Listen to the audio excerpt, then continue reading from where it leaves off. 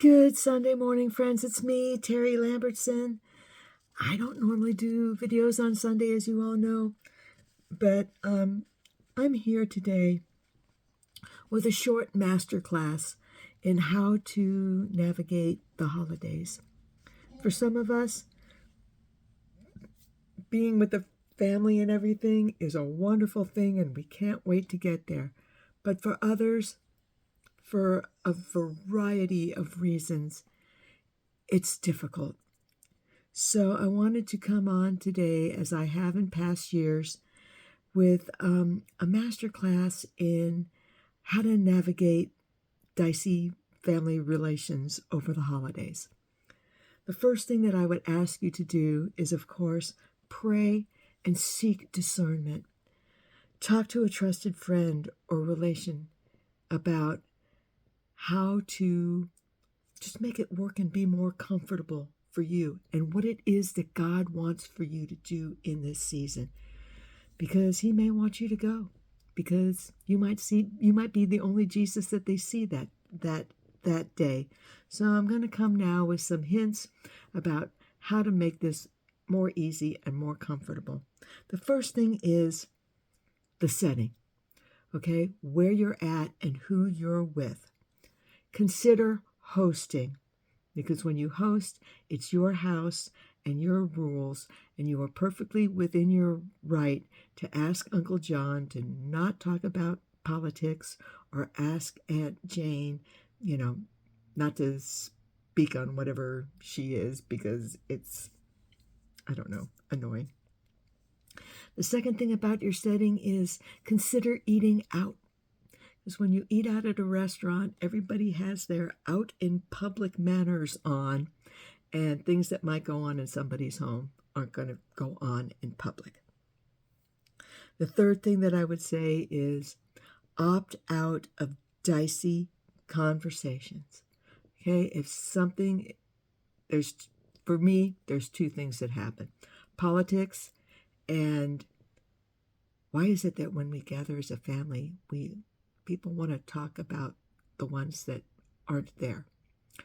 Politics and gossip, right? Have something rehearsed in your mind about what you're going to say to remove yourself from those situations. For me, it's with a smile on my face. It's like, hey guys, this is making me uncomfortable. And then I move away. So I've been kind. I've used a proper tone. I have a smile on my face, and then I back that up with action. I walk. Have a conversation before dinner, and I mean before that day, with your spouse, your sister, somebody that you have a good relationship with, and say, hey, if I'm in a situation that I'm uncomfortable with, I'm going to tell whoever I'm talking to that I promised you that we would take a walk after dinner, or we would take the kids outside to run off some of their yayas, or we were going to play a game, cards, whatever it is, so that when something happens and you feel uncomfortable, instead of having to bolt, you have a plan in place. How about them Dodgers? Okay, you can always come up with another topic that people will get involved with. Help. Be of service. Bus plates. Do dishes. Empty trash. Okay, something that takes you out of the mainstream. And in the kitchen, it all seems, women get chatty and it all seems to run a little smoother. Connect with somebody else who is struggling. Hey, our family is on a grief journey, and during the holidays, that can be especially difficult. So find somebody else who's struggling. Put an arm around their shoulder. Maybe you don't need to say anything. Maybe you just need to listen. Maybe you just need to offer a Kleenex. be present. And really, that is being of service. Rather than the empty chair, my family has found ways to bring my granddaughter into every holiday in really beautiful and meaningful ways. We always make her favorite dishes. We very often dress in her favorite color, and we make sure to tell stories about, you know, the Thanksgiving where her whole plate ended up on the floor and we just called in the dogs to clean it up. Right? Anything that you can do and say, even if it brings a tear, is so much better than the empty chair. Friends, find yourself some prayer support. Ask people to pray for you as you step into this day and step into this place. It really will make everything go better. Taper your time.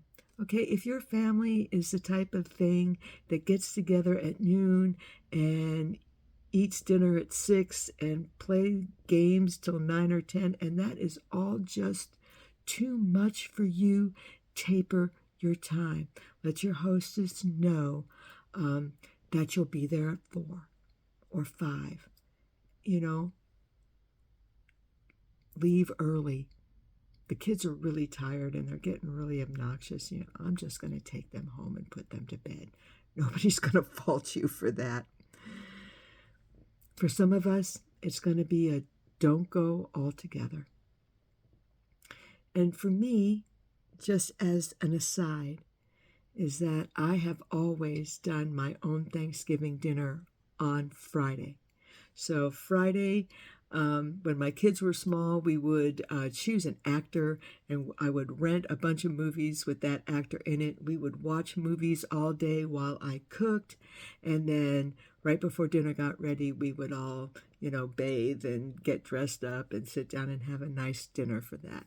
And the greatest thing about doing that is that if you didn't host, now you have 3, 4, 5 nights where you don't have to get back into that kitchen because there's plenty of goodness in the refrigerator.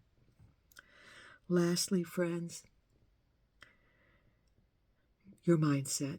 It's all about your mindset. 85% of what we do is about our mindset. Step out of past hurts. It's only one day. It's only a few hours. You got this. All right, you guys. Thank you for watching this, and I hope you all have a blessed holiday season. Enjoy it, friends.